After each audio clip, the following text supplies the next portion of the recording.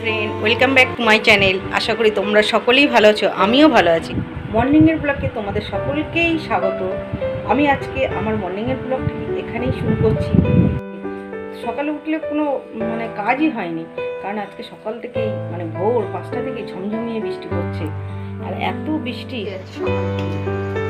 ঘর বাড়ি আমি এখন গুছাবো, তারপরে আমি কাজ শুরু করবো। আজ ভেবেই পাচ্ছি না কি রান্না করা যায়। এত বৃষ্টিতে ভাবছি একবার খিচুড়ি করবো না কি করবো, বাজারেও দিতে পারছি না এত বৃষ্টিতে, যে করি তাই ভাবছি।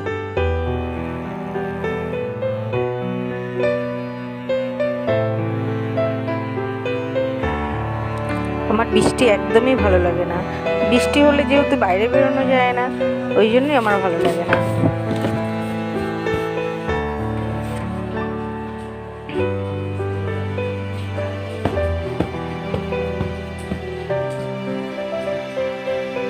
ঘরটা মোটামুটি ক্লিন হয়ে গেছে, এবার আমি রান্নাঘরের দিকে চলে যাব।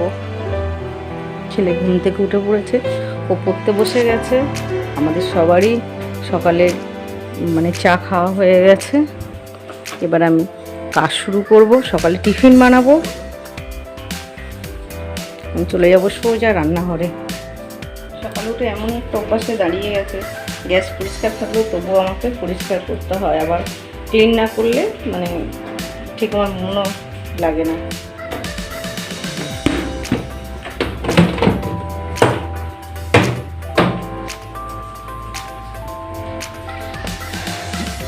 গ্যাস টেবিলটা একটু মুছে নিচ্ছি, সকালে জলখাবারটা তৈরি করবো তো। গ্যাস টেবিলটা সব মুছে নিয়ে তারপরেই আমি এটা শুরু।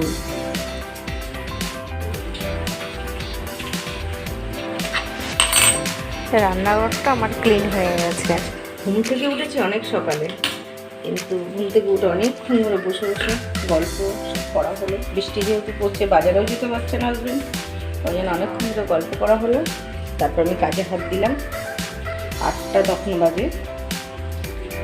তারপর এখন টিফিনটা করে নেব, তারপর আবার পরের কাজ শুরু করবো। টিফিনে কী করা যায় ভাবছি, দেখি কী করি। রুটি করি, ছেলেরা রুটিটা পছন্দ করে না, করি সেটাই ভাবছি।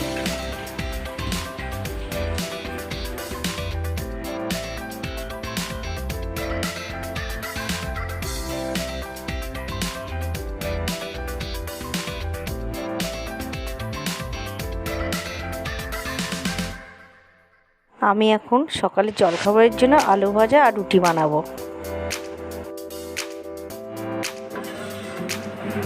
আটাটা মাখা কমপ্লিট হয়ে গেছে, আমি এটাকে ছেঁকে নেব, বেলে নেব, এক হাতেই করবো। আমার রুটি একদিকে বেলবো একদিকে ছেঁকবো, তাই আমার খুব ভালো হয়।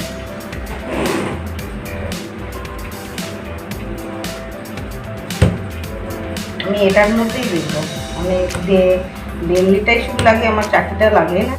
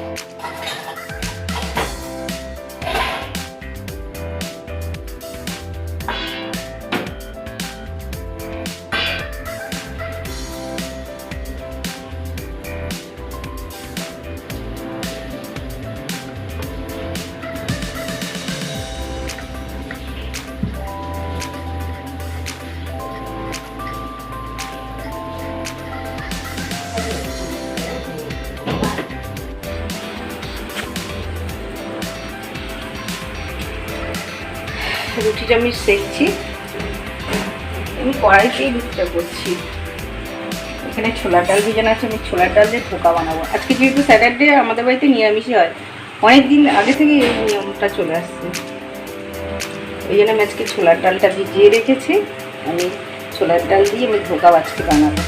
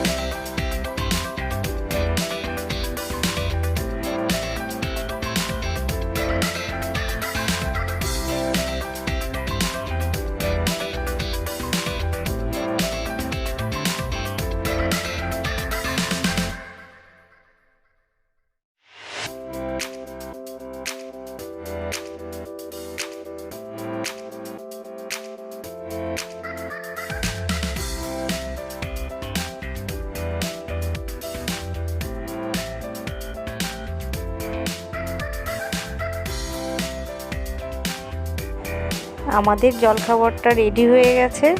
আমি করেছি রুটি আর আলু ভাজা। আলু ভাজা যেহেতু আমার ছেলের ফেভারিট, ও ম্যাগি মশলা দিয়ে আলু ভাজাটা খেতে ভালোবাসে। আমার হাজব্যান্ড আগেই খেয়ে বেরিয়ে গেছে, ওই জন্য আমি আমার ছেলে খাবো। ওর অনলাইনে ক্লাস চলছিল, এখন অফ হয়ে গেছে, ওই জন্য ছেলে খেতে দেরি হয়ে গেছে। ছেলে না খেলে আমি খেতে পারি না, ওই জন্য আমরা দুজনে একসাথেই খাবো। এই বাসনগুলো মাজা হয়ে গেছে, এবার আমি ওই ধোকাটা তৈরি করবো। ধোকাটার জন্য লাগছে, এই যে ডালটা ভিজিয়ে গেছিলাম আগেই বলেছি, ডালটা সবটা দিয়ে দিচ্ছি। ছোলার ডালটা দিয়ে দিয়েছি। এবার আমি লঙ্কা দেবো কয়েকটা, লাল লঙ্কাটা দিয়ে দিই।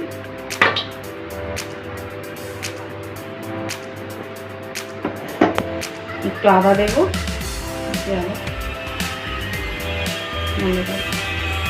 একটু নুন দেবো, একটু হলুদ দেবো,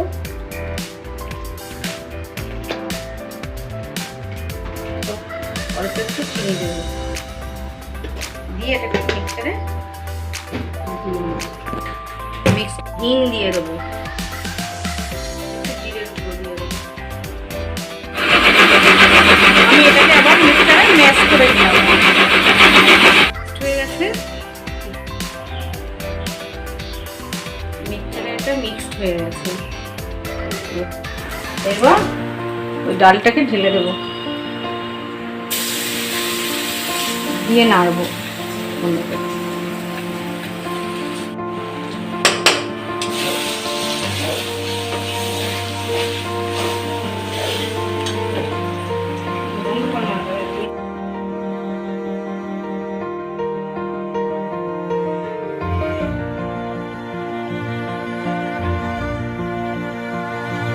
আমি ডালটাকে নাড়তেই থাকবো, না নাড়লে লেগে যাবে, তো ওই জন্য আমি ডালটাকে নাড়তেই থাকবো।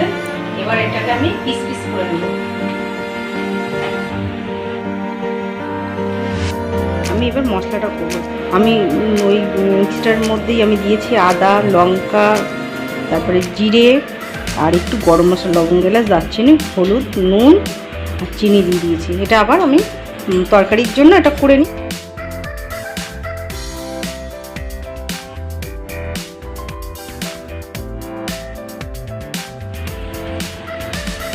কড়াইটা আমার বসানো হয়ে গেছে।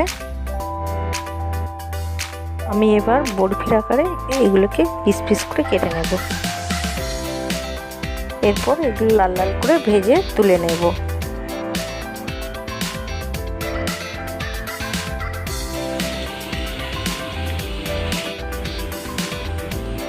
আমার ধোকাটা প্রায় রেডি হয়ে এসছে। আমি ধোকাটাকে ভেজে তুলে রেখেছি আর আলুটাকেও ভেজে তুলে রেখেছি। আলুটাকে ছোটো ছোটো করে কেটে ভেজে তুলে রেখেছি। এবার আমি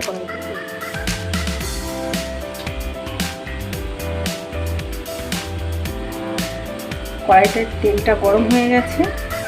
এবার আমি যে মশলাটা করে রেখেছিলাম ওটা দিয়ে দেবো।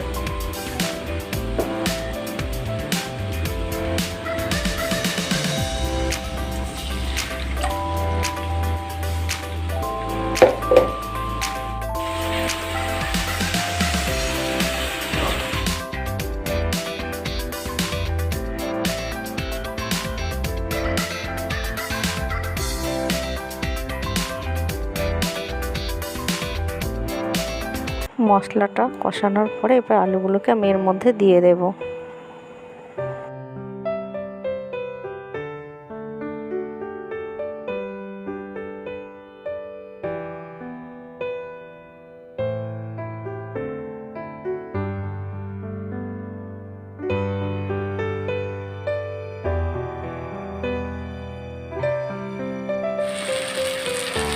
তেলটা ছেড়ে দিয়েছে গ্যাস থেকে, তারপর কষানোটা হয়ে গেছে। এবার আমি জল ঢেলে দিচ্ছি, অল্প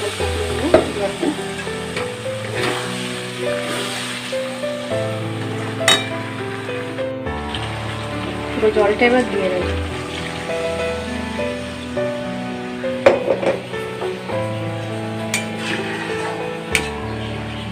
আলুগুলো ফুটলে আমি এবার এই ধোকাটা দিয়ে দেব। আমার রেডি হয়ে গেছে এবার ধোকার ডালনা বা তরকারি। আমি এখানেই আমার ব্লগটা শেষ করছি। বাই।